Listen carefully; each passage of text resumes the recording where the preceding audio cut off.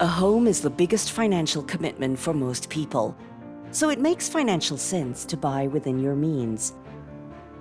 This will determine how much to borrow, the duration of the loan, and the monthly repayments.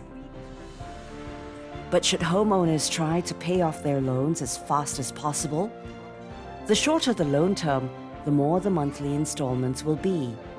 You do have other expenses to take care of. Financial advisors say it may be prudent to get a longer loan tenure. This frees up cash to plan for retirement. Take the longest loan tenure that is available to you, and then as and when you can afford to make partial prepayments, use that discretionary funds to pay down your mortgage. Your money yields better returns in investment instruments rather than paying down your mortgage. And with interest rates being so low, you want to leverage those low interest rates to make it work harder for you in your investments rather than paying down your mortgage. Another consideration, a fixed or a floating rate loan. According to Money Smart, that's Singapore's leading personal finance comparison website, most customers end up choosing floating rates, as rates are only fixed for a limited period of time.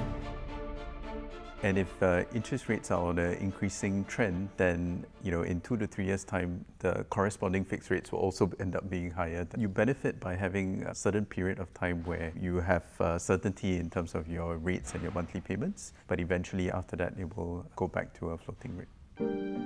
Because loan rates will change, experts say it's important to think of refinancing or repricing our home loans after the lock-in period.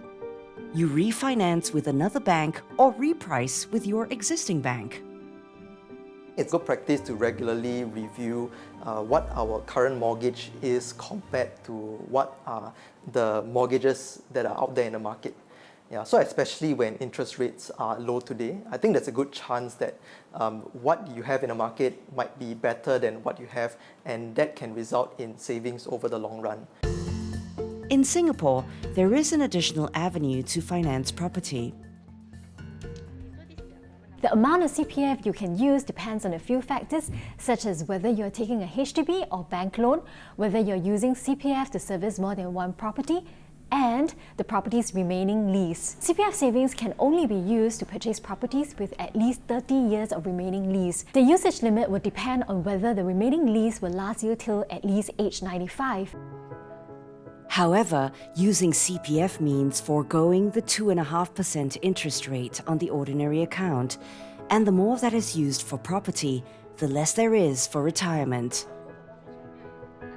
So if say you have this cash sitting in the bank that is giving you a lower rate of return than what CPF is giving you, then it's better to use your cash to pay for your housing and leaving your CPF untouched and letting it grow at that guaranteed 2.5%. If you are, say, investing this cash reliably, getting a return higher than what the CPF OA is giving you, then you can consider using your CPF to pay for your housing, and then in turn using this cash to invest.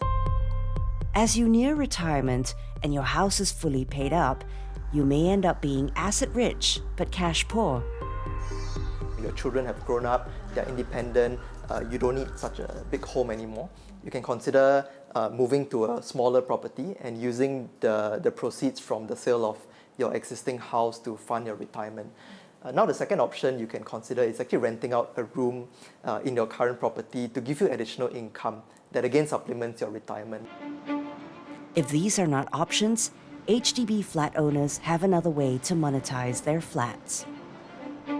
Lease buyback scheme for HDB is one option for people to live in the homes that they grew up in and I guess age in place while unlocking some cash as a result. You have to take into consideration that you will not have an asset to pass down to your children. Private property owners now have a similar option.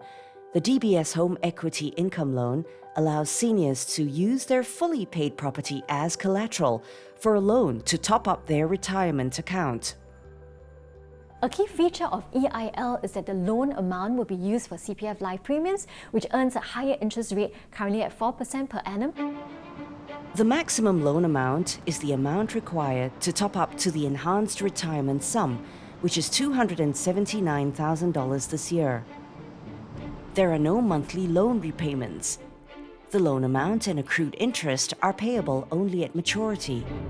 You will need to pay back at some point in time. It could be that your loved ones, if you're no longer around, they need to deal with this loan and pay it back.